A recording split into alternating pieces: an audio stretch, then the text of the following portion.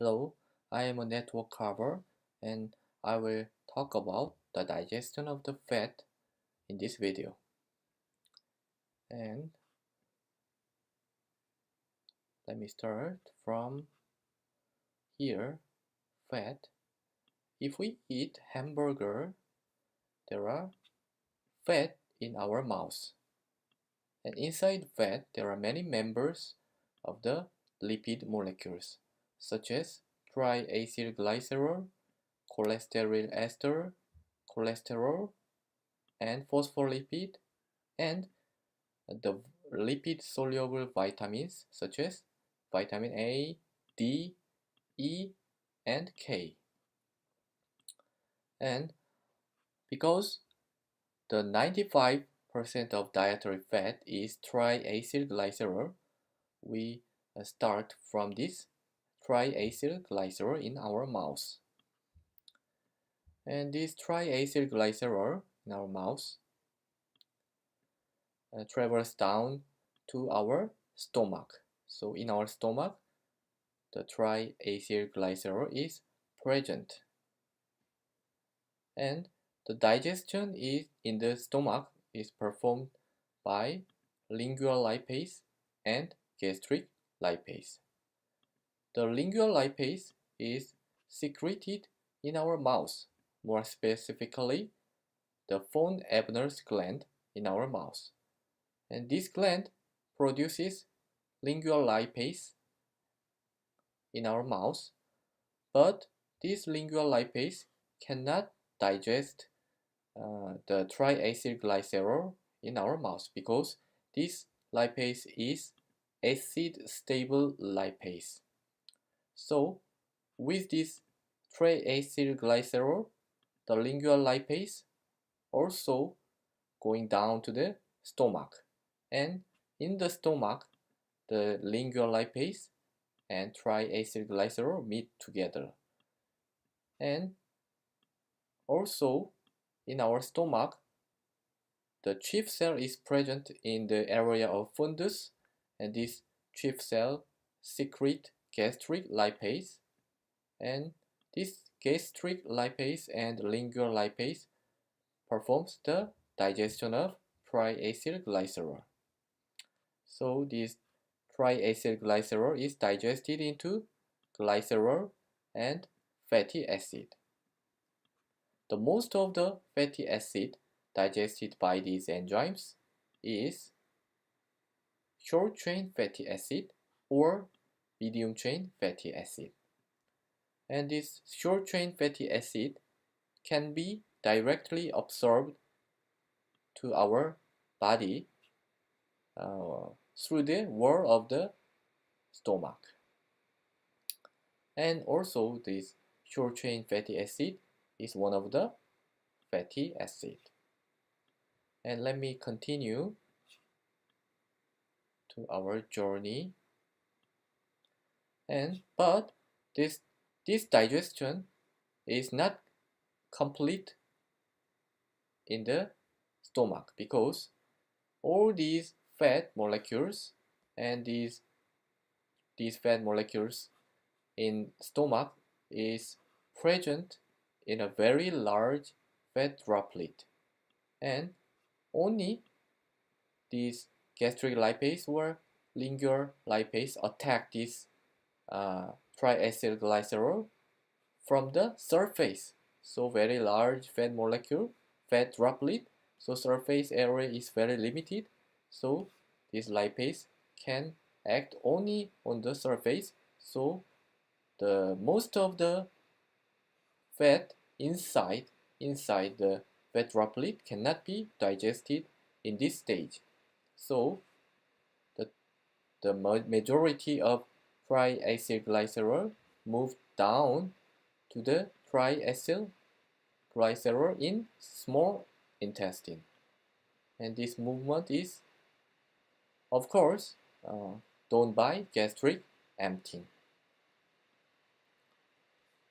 And finally, in the small intestine, the triacylglycerol is present, and And this is again uh, inside the very large fat droplet. So these fat droplet should be break down into the smaller pieces. This process is emulsification, and this emulsification is performed by bile sources which come from the gallbladder. The bile source is made from our liver and stored in the gallbladder. And if we eat something, in our blood, the level of cholecystokinin is increased, and this cholecystokinin helps the contraction of the gallbladder, which moves the bile source into the small intestine. And these bile source in the small intestine break down the very large fat molecule, fat droplets, into the micelle, the very small, tiny, the fat droplets. So our triacylglycerol is in micelle, and this triacylglycerol can be digested into glycerol and fatty acid with the help of pancreatic lipase. The pancreatic lipase is secreted from the pancreas, of course. However, I have one more thing to say, that bile salt itself inhibits the activity of pancreatic lipase, while the bile salt helps the emulsification, which is the essential process of the fat digestion. It inhibits the activity of pancreatic lipase.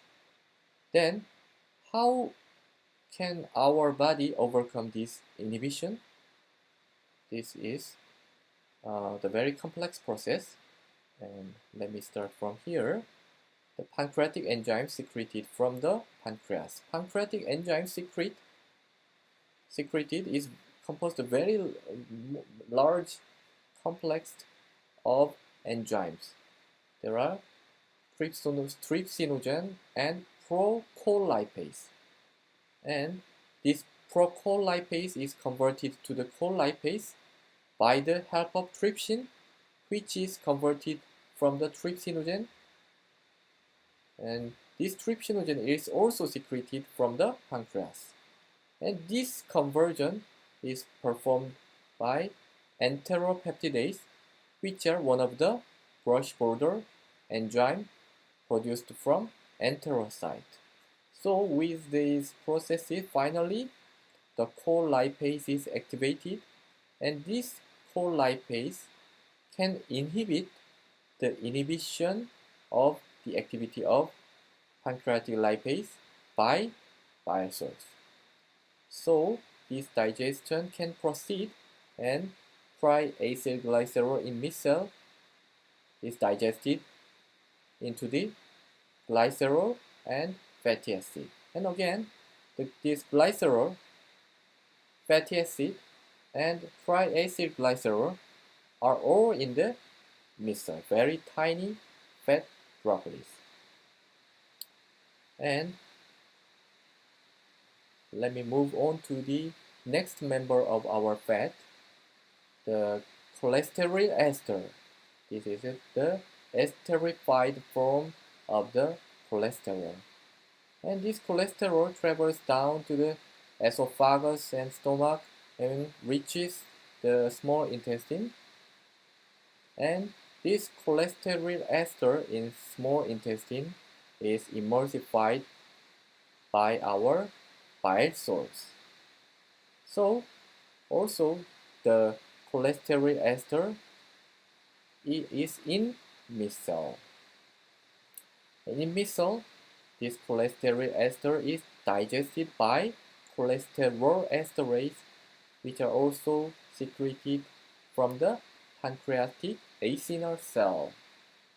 And the result of the digestion, the fatty acid is also produced and cholesterol is produced.